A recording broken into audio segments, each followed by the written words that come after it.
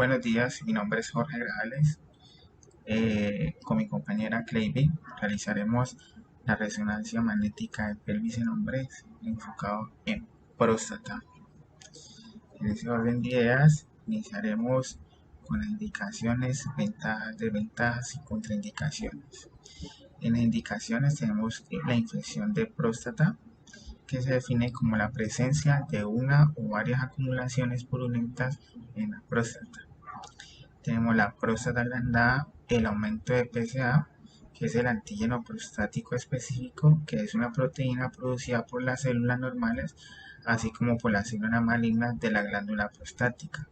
Las anomalías congénitas, que son alteraciones de las vías urinarias que ocurren durante el desarrollo embrionario debido a factores genéticos, medioambientales y en algunos casos desconocidos. Las ventajas: no emite una radiación ionizante, permite la presentación directa de las estructuras blandas y es claro tener y comprender que en resonancia uno de los signos que debemos comprender son que las imágenes potenciadas en T1 definen la mejor forma de las estructuras y se utiliza más para valorar la anatomía, mientras las imágenes potenciadas en T2 son mejores para estudiar la patología. También permite la presentación en cualquier plano. La multiparamétrica de próstata se puede observar el pensamiento de la médula y valorar mejor los tejidos y la patología. Las desventajas. Las desventajas que tiene la resonancia son el alto costo, un mayor tiempo de examen y la no visualización directa de los huesos. Dentro de las contraindicaciones se maneja estandarizadamente quirúrgicos de aneurisma, presencia de fragmentos metálicos, uso de prótesis de contenido metal, anillos, joyas, sujetos metálicos, insuficiencia renal en caso de un medio de contraste, marcapasos, implantes coclear de oído, bombas para medicamentos implantadas o externas, el riesgo que se produce en las relaciones helénicas cuando se utiliza un material de contraste, en este caso gadolinio.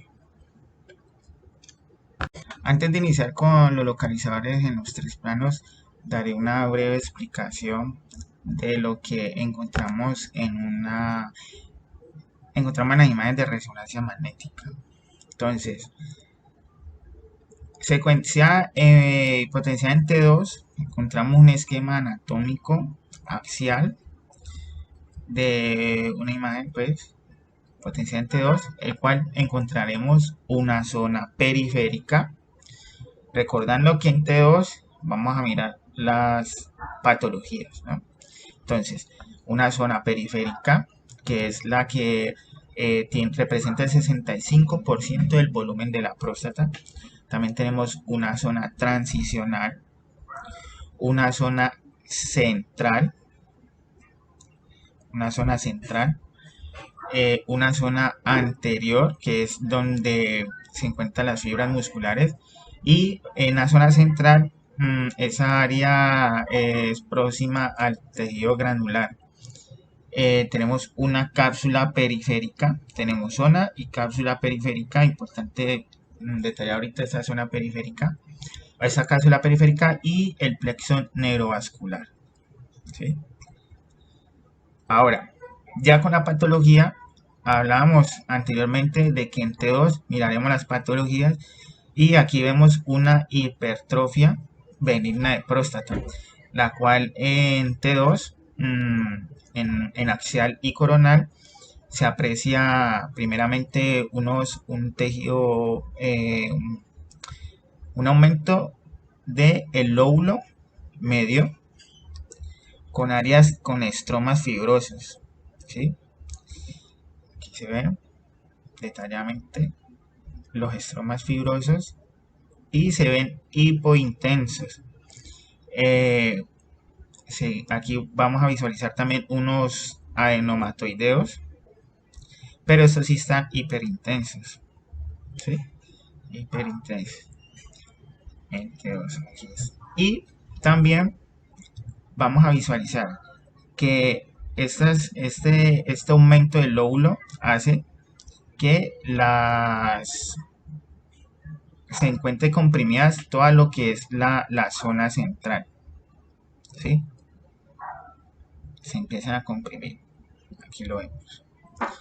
Ya mi compañera, entonces, en ese orden de ideas, va a explicar toda la parte de los localizadores en los tres planos y la ubicación del paciente. Muchas gracias. Buenas tardes, mi nombre es Cleiby Becerra. Vamos a hablar acerca del protocolo de la resonancia de pelvis para hombre. En este caso, pues me corresponde hablar de la preparación del paciente. Básicamente, el paciente debe llenar un consentimiento informado, escrito, para ingresar al resonador. También debe de diligenciar un consentimiento escrito que autoriza la administración del medio de contraste si éste lo requiere. También se debe retirar todos los objetos metálicos que posea el paciente, ejemplo, cremalleras, cadenas, anillos, en caso tal de que el paciente eh, tenga pues tratamiento de braques, pues no será posible realizarle la resonancia porque el resonador pues trabaja con unos imanes y le puede extraer todo ese material metálico y producirle daño al paciente y pues daño al equipo. También tiene que ser muy importante verificar la tasa de aglomeración de filtración glomerular del paciente, que esto básicamente es decir, cómo está la parte renal, el funcionamiento renal del paciente, si es óptimo para que se le realice la resonancia con medio de contrastes de ser necesaria. La posición del paciente debe de ser una posición de cúbito supino. La antena del cuerpo de Express Anterior Body Ray debe estar localizada entre el tórax y la pelvis, como lo muestra la imagen, para garantizar pues que la imagen sea de buena calidad. También voy a hablar de los posicionamientos del paciente. En este caso estamos viendo las imágenes. Yo voy a hablar de la parte del posicionamiento de los tres planos, el plano coronal y axial. En el plano coronal encontramos que el paciente, pues la descripción de la imagen básicamente, como podemos ver en la primera imagen, eh, que es esta, se ve el paciente de cúbito supino, se ve cómo se enfoca en donde está la próstata, que es básicamente lo que queremos ver. Se enfoca, se puede ver también la parte de la espina dorsal. También en la siguiente imagen se puede observar supino del paciente, y cómo se localiza pues toda la estructura. Y en el plano coronal también, pero de una manera, de plano coronal, pero de una manera pues cefalocaudal, se puede evidenciar también en el área de la pelvis cómo se localiza el órgano. También cabe mencionar que en el plano coronal se planea a partir del eje axial y sagital. Desde este último plano se grafica perpendicular a la uretra prostática, que incluye en su totalidad la próstata y las vesículas seminales. En el plano eh, sagital, observamos cómo es más detallada la imagen. La resolución resulta ser más mínima, entonces es más detallada en el plano coronal.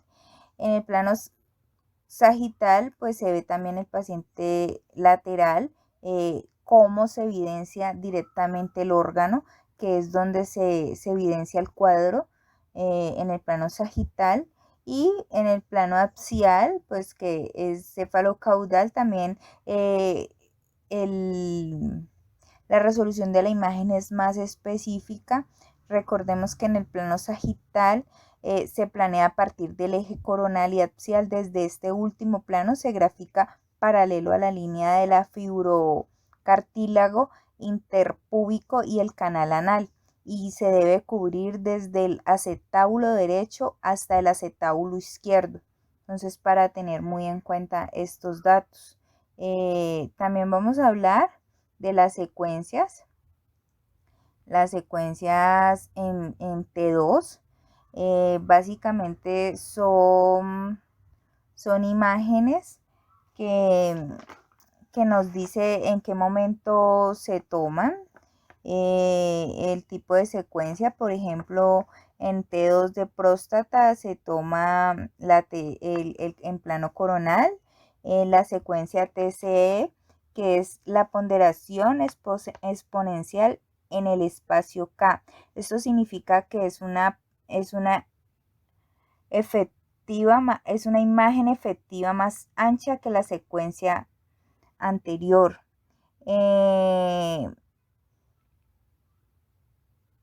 Otro parámetro que se evidencia aquí es el TE, que es el tiempo de explicación de los pulsos hasta el pico de señal que recibe la antena.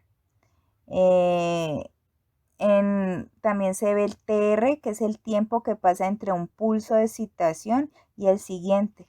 Para ser más específicos, es el tiempo que tarda en repetir el ciclo de una secuencia. El grosor del corte, en este caso es 3, nos indica el ancho del corte, que se mide en milímetros. En este caso pues serían 3 milímetros. La FOV, que es campo de visión, es el área que queremos estudiar específicamente, o sea, es el órgano que queremos ver. La matriz, en este caso nos da unos valores específicos. Esta quiere decir que es el tiempo que tarda en reconstruir la imagen en segundos. La adquisición es igual al producto del TR por el número de pasos de codificación de la fase en la dimensión 1. La dirección de fase, que en este caso nos dice que es según en la secuencia en que nos encontremos. Si es T2 de próstata, nos dice que es RL, que básicamente es como de adelante hacia atrás la posición pues en que se toma la imagen. La TI es el tiempo que pasa desde que enviamos un prepulso hasta que lanzamos el pulso de excitación. Básicamente la sigla de SI son las posiciones RL, AP, AP lateral. Son las posiciones en que se toman las imágenes para hacer que la resolución resulte ser mejor. Básicamente es esto.